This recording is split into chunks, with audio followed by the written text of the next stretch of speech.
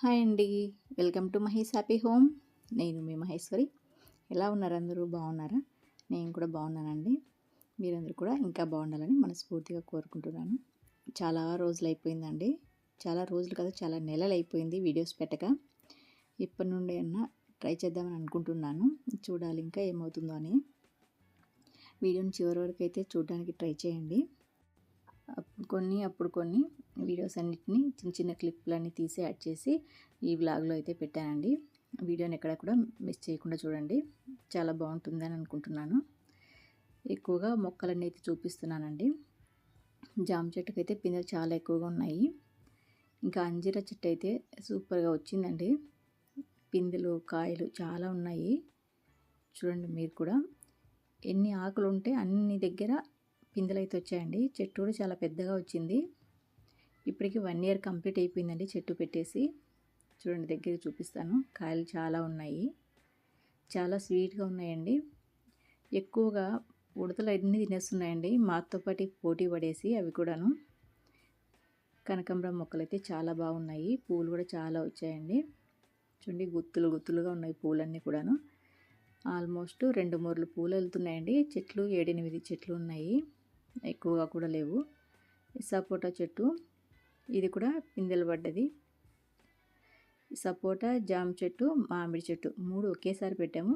మామిడి చెట్టు చాలా పెద్దగా అయిపోయిందండి. జామ చెట్టు పిందెలు వస్తుంది. అంజీరా కూడా ఓకే కాయలు వస్తుంది, కానీ సపోటా చూడాలి ఇంకా. మా ఆయన వాకింగ్కి వెళ్ళేసి వచ్చి పూలు తెంపుతూ ఉన్నాడు. నేను కూడా చాలా రోజులైంది మొక్కలు చూడకని చెప్పి వచ్చాను. అప్పటికే మా ఆయన పూలు అయితే తెంపుతూ ఉన్నాడు. 3 daysకి ఒకసారి అయితే పూలు అయితే తెంపాలండి. లేకపోతే మొత్తం రాలిపోతూ ఉంటాయి మనం వాటర్ అందుకు పెట్టినప్పుడు. చూడండి ఎన్ని పూలు వచ్చాయో, ఫ్రెష్ కనకాంబరాలు. మన డైలీ రొటీన్లో కంపల్సరీగా పూజ అయితే చేసుకుంటూ ఉంటాను. నిత్య దీపారాధన అయితే అలవాటు అయిపోయిందండి. ఆల్మోస్ట్ ప్రతిరోజు అయితే దీపం పెడుతూ ఉంటాను. నాకు వీలు అవ్వనప్పుడు ఇంట్లో ఎవరెవరైతే పెట్టేస్తూ ఉంటారో, పిల్లలు కానీ మా ఆయన కానీ. చాలా ప్రశాంతంగా ఉంటుంది పూజ చేసుకోవడం వల్ల. మనసుకు చాలా హాయి అనిపిస్తుంది. తర్వాత అయితే టిఫిన్ చేస్తున్నానండి. రోజు దోశ బోర్ అవుతుందని చెప్పి సెట్ దోశలాగా అయితే వేస్తున్నానండి. సేమ్ అదే దోశ బ్యాటరే. రోజు దోశ వేస్తే బోర్ కదా. ఒకరోజు దోశ, ఒకరోజు గుంట పొంగనాలు, ఒకరోజు ఈ విధంగా సెట్ దోశ అయితే వేస్తానండి. ఒకరోజు ఎగ్ దోశ కూడా వేసుకుంటారు. అంటే పిల్లలకి ఏది ఇష్టంగా ఉంటే అది వేస్తూ ఉంటాను అనమాట. రోజు దోశ వాళ్ళకి కూడా బోర్ అనిపిస్తుంది.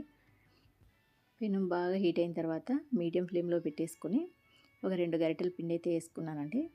అందులోనే ఆనియన్స్, సన్న కట్ చేసుకున్న ఆనియన్స్, క్యారెట్ తురుము, కొద్దిగా నూనె వేసుకుంటే సిమ్లోనే వేసుకోవాలి. మనం హై ఫ్లేమ్లో పెట్టుకుంటే కింద తొందరగా కాలిపోతుందండి, నల్లగా అయిపోతుంది దోశ కూడా.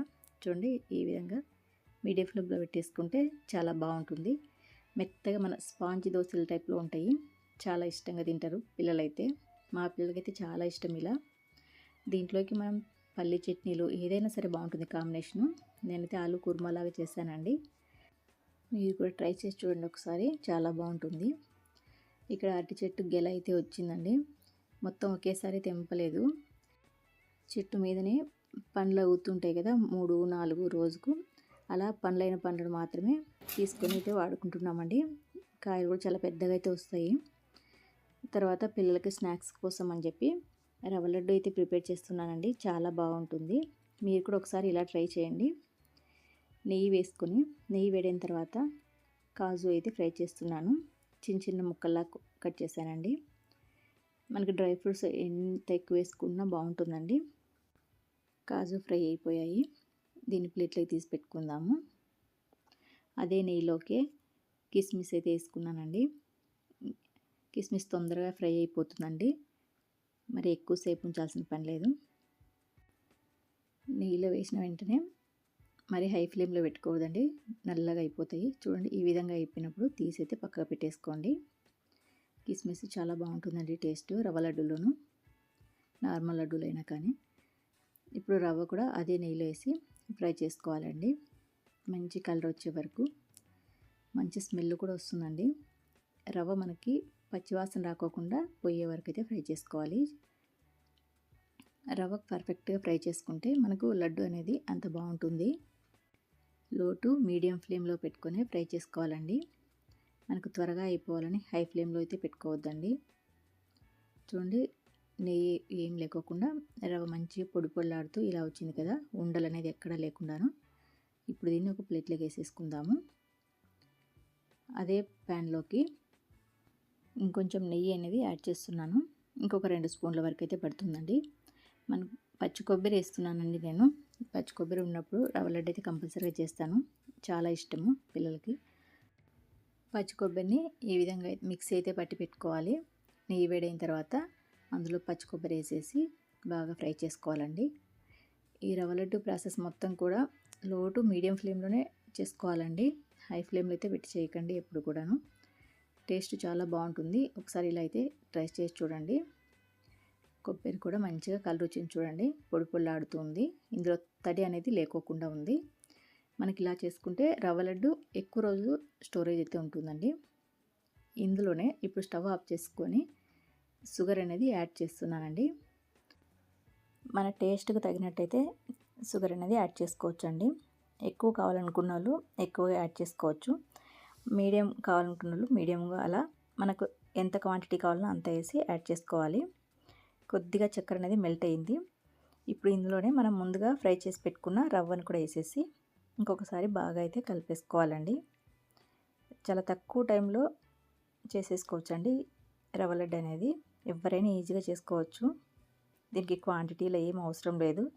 మన ఐడియా కొద్దిగా ప్రిపేర్ చేసేసుకోవచ్చండి. డ్రై ఫ్రూట్స్ కూడా అన్నీ వేసేసుకొని మనం ఫ్రై చేసి పెట్టుకున్నవి ఇంకొకసారి అయితే ఈ విధంగా మొత్తం అయితే కలిపేస్తున్నాను. చక్కెర ఆల్మోస్ట్ కొద్దిగా అయితే మెల్ట్ అయిపోయిందండి. ముందుగా మనం పాలు కాచి చల్లార్చిన పాలు వేసుకొని ఒకేసారి వేయకూడదండి. కొన్ని వేసుకుంటూ కలుపుకుంటూ ఉండాలి. మనకు మంచిగా ఉండలా కట్టే వరకు కొన్ని పాలు వేసుకుంటూ ఈ విధంగా కలుపుతూ ఉండాలండి. చాలా హీట్గా ఉంటుంది. వెంటనే అయితే చేయి పెట్టకండి. తీసేసి ప్యాన్లోంచి ఒక ప్లేట్లోకి అయితే పెట్టుకున్నాను. కొద్దిగా చల్లారుతున్న కొద్దీ మనం ఉండలు అనేది చుట్టేసుకోవాలండి. చేతులకి ఇలా కొన్ని పాలు వేసేసుకొని కాచి చల్లార్చిన పాలే పోయాలండి. పచ్చి పాలు మాత్రం పోయకండి. చాలా హీట్గా ఉంది రవ్వ. ఈ విధంగా ఉండలు అయితే చుట్టేసేయాలి. మా ఆయన కూడా వచ్చి హెల్ప్ చేస్తున్నాడు, మళ్ళీ రవ్వ చల్లగైపోతుందని. చూడండి, చాలా తక్కువ టైంలోనే రవ్వ లడ్డు అయితే ప్రిపేర్ చేసేసాను. ఇంకా మనం పొద్దున తెంపుకొచ్చిన పువ్వులు ఉన్నాయి కదా, ఆ పువ్వులన్నిటిని అయితే కట్టేశానండి. చూడండి, ఇంత ఒత్తుగా కడితే 2 మూరల పూలు అయితే అయిపోయాయి. ఇంకా ఈవినింగ్ టైంలో అయితే పైకి ఎక్కానండి. ఈ మధ్యకాలంలో వర్షాలు పడుతున్నాయి కదా, మొక్కలకి ఏమేమి ఉన్నాయో చూద్దామని చెప్పేసి దొండకాయలు అయితే చాలా వచ్చాయండి. చిన్న చెట్లకి మనం పెయింట్ బకెట్లో పెట్టాను. వాటికి కూడా చాలా కాయలు అయితే వస్తున్నాయండి. ఈ బకెట్లో చెట్టు చూపిస్తాను చూడండి మీకు. ఇంత చిన్న చెట్టు చూడండి, కింద నుంచి కూడా కాయలు అనేది ఉన్నాయి. స్టార్టింగ్ నుంచి కూడాను చాలా బాగా అనిపించిందండి. నేను అసలు చెట్లకి పైకి ఎక్కడమే మానేశానండి కాళ్ళ నొప్పులు రావడం వల్ల. అసలు ఆల్మోస్ట్ 6 మంత్స్ అవుతుంది నేను పైకి ఎక్కక. ఈరోజు అయితే ఎక్కాను.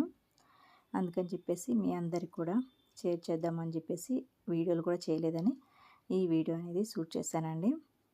దొండకాయలు అయితే చాలా బాగుంటాయండి ఇవి టేస్ట్. కొంతమంది ఇవి దొండ కాదు, తినకూడదు, ఇవి అడవి దొండ అని అన్నారు. అవి ఏం కాదండి, ఇవి మా ఊర్లో చాలామంది ఇళ్ళలో అయితే ఉన్నాయి. వీటిని మేము తింటాము, చాలా బాగుంటాయండి. పచ్చివి కూడా తినచ్చు వీటిని. దొండపాదు ఒక్కటి ఉంటే చాలండి, ఇంకా అవి వస్తూనే ఉంటాయి. చూడండి, చాలా ఫ్లవరింగ్ అయితే ఉంది. కాయలు చూడండి ఎంత పెద్దగా ఉన్నాయో. 1/2 కిలో కాయలు అయితే వచ్చాయండి. కింద ఒక చెట్టు ఉంది, అన్నీ కలిపి తెంపేశాను. ఒక 1/2 కిలో కాయల వరకు అయితే వచ్చాయి. చాలా టేస్ట్ బాగుంటుంది. ఇంకా గడ్డి మొత్తం కూడా తీసేస్తున్నానండి. గోంగూర అయితే ఇంతకు ముందు పెట్టాను నేను. అవి గింజలు పడి మళ్ళీ అవే మొలిచాయండి. నేనైతే పెట్టను కూడా పెట్టలేదు. వర్షానికి అవే మొత్తం మొలిచింది.